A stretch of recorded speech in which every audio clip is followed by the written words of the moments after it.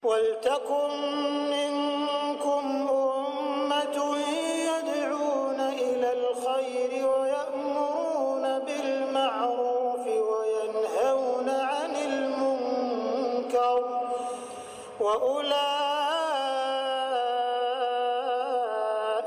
هُمُ الْمُفْلِحُونَ.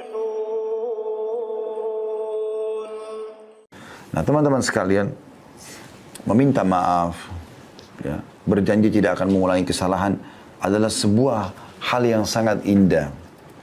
Hal yang sangat indah. Kalau Anda berbuat salah lalu Anda mengatakan, maafin saya janji tidak akan mengulanginya. Itu luar biasa, sangat melunakkan hati orang di hadapan kita. Gitu kan?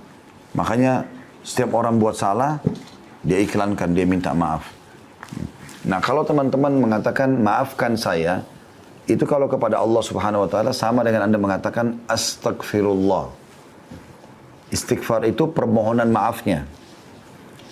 Kalau janji tulisan ikrar misalnya atau ikrar dengan lisan tidak akan mengulangi, itu namanya taubat.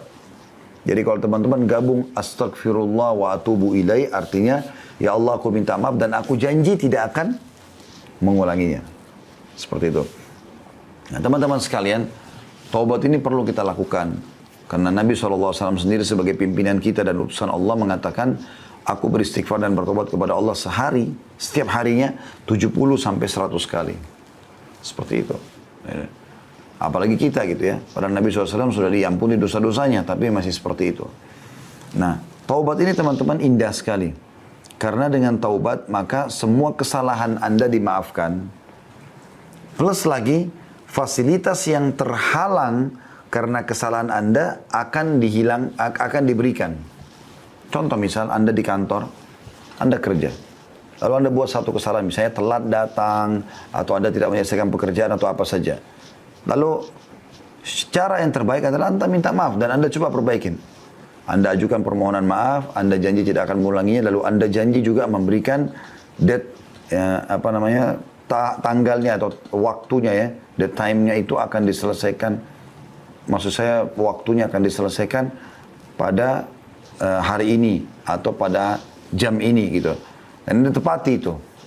Maka saya yakin nanti perusahaan akan memaafkan kesalahan Anda dan akan mencairkan semua fasilitas atau memberikan fasilitas yang sudah dijanjikan.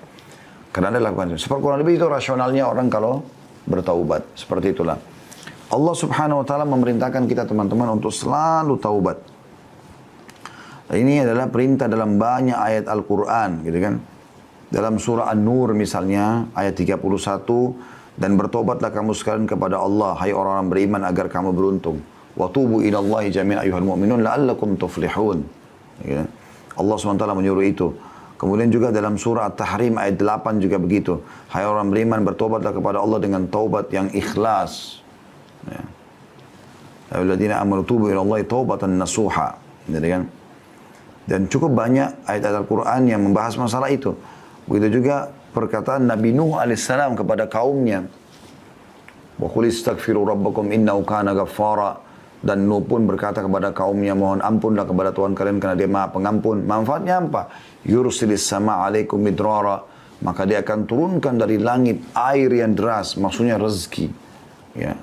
Karena kalau hujan turun dari langit, maka secara otomatis akan hidup tumbuh-tumbuhan, hidup hewan-hewan, manusia pun bisa hidup dari situ. Semuanya bisa bergerak dengan adanya air. Wa yumditkum bi amwalin wa banin. Dan dia akan memberikan tambahan keturunan dan harta buat kalian. Makanya pernah teman-teman sekalian, ada orang yang datang kepada Hasan Basri rahimahullah, 3 orang. Tiga-tiganya punya masalah nih. Yang satu datang mengatakan, wahai imam. Imam itu kalau kita kiai di Indonesia ya. Saya sudah lama sakit, tidak pernah sembuh. Sudah berobat sana sini, tabib ini, tabib itu, tapi belum sembuh. Apa saran Anda?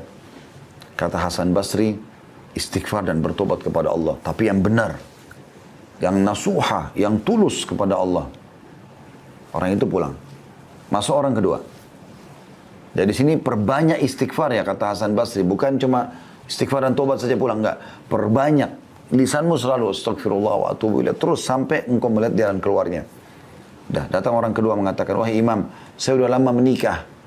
Ini saya sama istri saya, kebetulan sama istri datang ke rumah Hasan Basri. Rahimahumullah semuanya. Lalu dia mengatakan, kami sudah 10 tahun menikah, belum punya anak. Apa saran anda? Kami sudah coba ke tabib ini, tabib itu, tapi juga tidak bisa. Ya, kami dapatkan solusinya. Kata Hasan Basri, perbanyak. Garis bawah kalimat perbanyak. Perbanyak istighfar dan taubat. Amalkan. Pulanglah orang itu. Orang ketiga datang mengatakan, wahai imam, saya sudah lama bekerja, bertahun-tahun. Tidak pernah kaya seperti fulan. Ditunjuklah orang kaya di negeri itu gitu. Dulu itu di kota Basra ya, di Irak. Maka kata Hasan, dan saya sudah coba kerja ini, kerja itu, tetap aja begini keadaan saya sudah sekian tahun. Apa saran anda? Kata Hasan Basri, perbanyak istighfar dan taubat. Waktu pulang 3 orang ini, berkata pada saat itu teman-teman sekalian, murid-murid Hasan Basri, ada dalam atharnya dikatakan istrinya, bertanya, kenapa anda cuma menyuruh istighfar dan taubat, padahal orang-orang ini mungkin butuh sesuatu yang lain gitu. Maka apa kata Hasan Basri, tidakkah engkau membaca firman Allah subhanahu wa ta'ala, tadi dalam surah Nuh itu ya, Nuh berkata kepada kaumnya, wa qul istaghfiru rabbakum innahu kana ghaffara. Ya, Nuh berkata beristighfar dan bertobatlah pada Tuhan kalian karena dia maha menerima taubat hambanya. Yursilis sama alaikum midrara, maka dia akan turunkan rezeki yang banyak dari langit. Wa yumbitkum bi amwali wa banin, dan dia pasti akan menambahkan buat kalian harta yang banyak dan juga keturunan. Jadi luar biasa manfaatnya. Imam Nawawi berkata rahimahullah, para ulama telah sepakat bahwa taubat dari seluruh perbuatan maksiat adalah wajib hukumnya. Wajib dilakukan dengan segera dan tidak boleh ditunda. Apakah itu dosa kecil atau dosa besar? Ya, cuma bedanya teman-teman sekalian, kalau dosa kecil itu bisa diampuni dengan sholat, dengan wudu, ya. Kemudian dengan semua ibadah lah, sedekah, bakti sama orang tua, jenguk orang sakit, semua ini bisa memaafkan dosa-dosa kecil. Tapi kalau dosa besar harus taubat nasuha. Artinya betul-betul kembali kepada Allah dengan tulus dan ikhlas. Imam Nawawi mengatakan syaratnya 3. Meninggalkan dosa itu seketika. Lagi zina berhenti, lagi riba berhenti, lagi bohong berhenti. Kemudian yang kedua menyesali. Dan yang ketiga berjanji kepada Allah tidak akan mengulanginya. Subhanallah, ini tidak sulit ya. Karena meninggalkan dosa itu bisa kita kerjakan setiap saat. Menyesal ini, kata ulama, semua orang yang buat dosa, Allah akan datangkan penyesalan. Allah datangkan penyesalan. Jadi penyesalannya itu semua muncul. Kayak orang habis berzina, orang habis menipu. Hilang itu. Muncul itu rasa menyesal. Sudah ada. Kemudian yang ketiga, janji sama Allah tidak akan mengulanginya. Maka akan diterima taubatnya insya Allah. Seperti itu. Kita tutup teman-teman sekalian dengan beberapa sabda Nabi SAW, diantaranya, sesungguhnya Allah subhanahu wa ta'ala selalu membuka tangannya di waktu malam untuk menerima taubat orang yang melakukan kesalahan di siang hari. Dan sesungguhnya Allah membuka tangannya pada siang hari untuk menerima taubat orang yang melakukan kesalahan di malam hari. Begitulah terus hingga matahari terbenam dari barat. Ya, maksudnya di sini, terbenam, ya, terbit dari barat, sampai terbit dari barat. Hadits yang selanjutnya, Allah subhanahu wa ta'ala sangat gembira dengan taubat hambanya.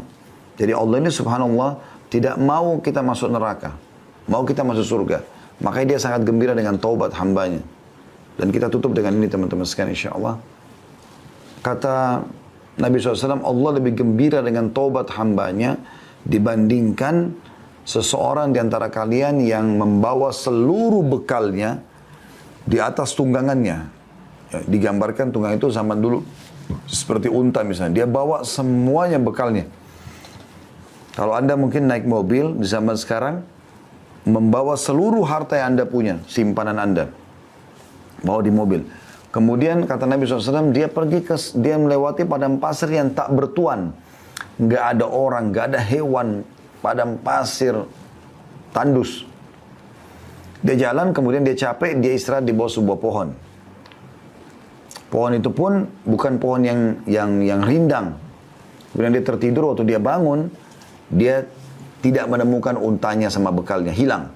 Lalu dia keliling-keliling mencari, tidak ketemu. Pada saat dia sudah putus asa, dia pun berkata pada dirinya sendiri, saya akan kembali ke pohon yang tadi saya tidur.